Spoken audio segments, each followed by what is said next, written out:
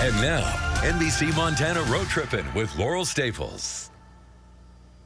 Tonight in part two, a road trip in Ireland, joined by my husband Chris Line. We traveled to another county, but this time on a personal ancestry quest, while also connecting with another Montanan back home with ties to the same county. From St. Patrick's Cathedral to the historic lawn room of Trinity College, this leg of our trip begins in Dublin, where after seeing the sights, we catch an early morning taxi to the train station for a cross-country journey to Ireland's west coast.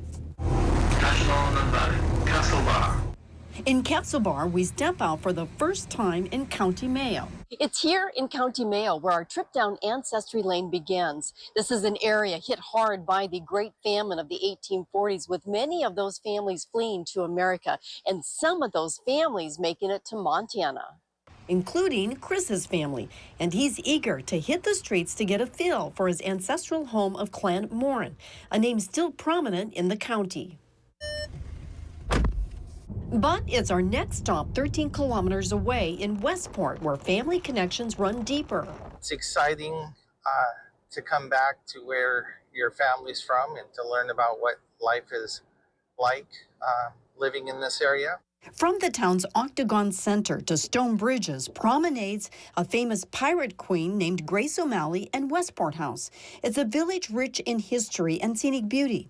It's also where Chris spots his ancestral name everywhere, it seems, from gift stores and pubs to this building dating back to the late 1700s. At Blauser's, one of Westport's oldest pubs, we hear how Chris's family quest is a familiar one. So when I meet someone that's going, I'm looking for my roots, I just instantly, there's a shared interest. So you start finding out how much they know about their trees and where they know they're from and where their people are from. That's always a great line in Ireland. Where is your people from?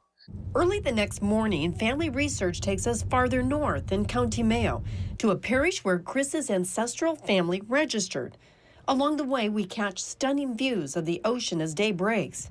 It's a remote area dotted with farms, sheep, and ancient sites, including the Rath Lacken court tomb constructed more than 5,000 years ago. It's very interesting to think that I might be crisscrossing over some of the paths that my great-great-great-great-grandfather might have been walking. At St. Patrick's Church, Chris steps out on nearby Lacken Strand to embrace this moment years in the making, made more profound when at the same time this double rainbow appears behind us over the parish. From the back roads of Ireland to the streets of Uptown Butte, Chris connects with another Montanan with family ties to County Mayo. In 1909, it was my grandfather and his brother, Richard, and they came to Butte to work in the mines. Then the family started coming. He met Nora Connolly, and these were some of the children, and here it is, the backyard. That's the old coal shed out in the backyard. She also made the trip to County Mayo to learn more about her grandfather, Anthony William Carney. We went into town, and I showed him, I said, I know about when he was born, and we go to the church.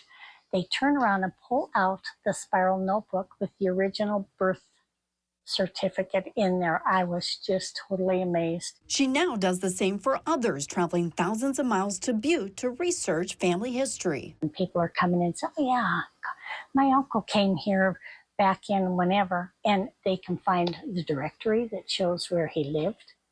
It's just, we hung on to the people that came here and what they had to do to live here to make it so much nicer for us. Connecting families with their ancestors, transcending time and place.